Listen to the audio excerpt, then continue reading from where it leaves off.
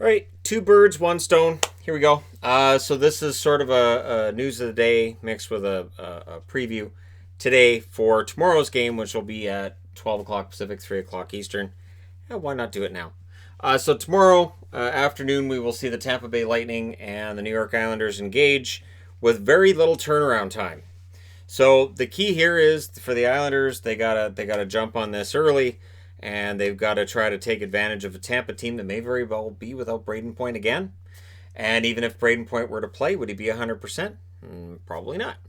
So the Islanders are looking to even things up. And honestly, if I've learned anything in these playoffs, it's do not underestimate the New York Islanders. You do so at your peril.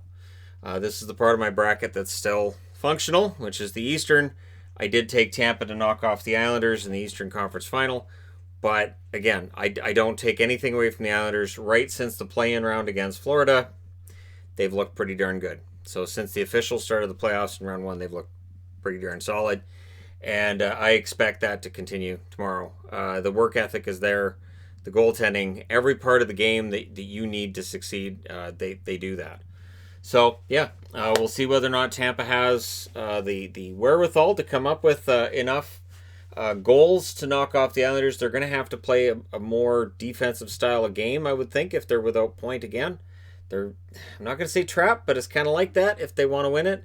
And it may be a game that's very chippy, could be very physical, could have a couple of fights in it, may not be overly pretty, but it could be very entertaining as well. So we'll see. Let me know your winner in the comments section below. Montreal. Trade today. Joel Edmundson is now a member of the Montreal Canadiens, but for how long?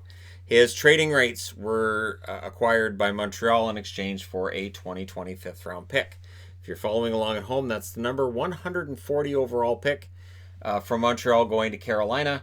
And I guess this is just a setup where Carolina either weren't interested in keeping Edmundson, or Edmundson just wanted more money than they were willing to spend on him. Whatever it is, he's now a member of the Montreal Canadiens. I like Edmundson. I liked him in St. Louis as well.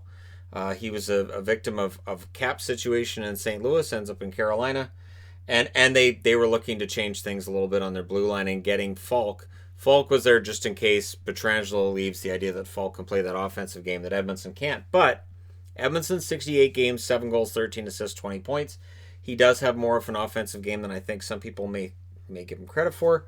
But that's not why Montreal picks him up. He's a good physical defenseman, good at his own end of the rink. I think he's Sherratt, but better. So Sherratt's provided some of that for Montreal, but Edmundson's definitely an upgrade in my eyes on Sherratt and should solidify that top four. I don't know, maybe then Sherratt drops down to the third pairing with Mete, right?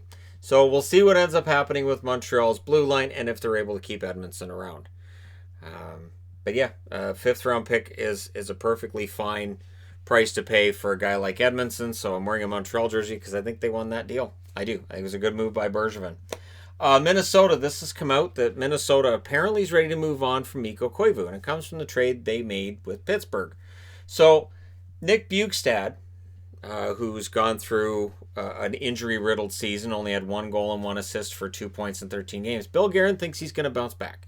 Bill Guerin has full faith that Bjugstad's going to bounce back, and apparently to the point where Mikko Koivu's not being offered an extension. They may be moving on from Koivu and then putting Bjugstad in, I would think, the number 3 center spot. Be interesting to see how things turn out for Pittsburgh without Bjugstad if he were to come back from Minnesota, I should say, and play well. He's had good seasons. This year was not one of them. 1 goal, 1 assist in 13 games. But again, injury reasons.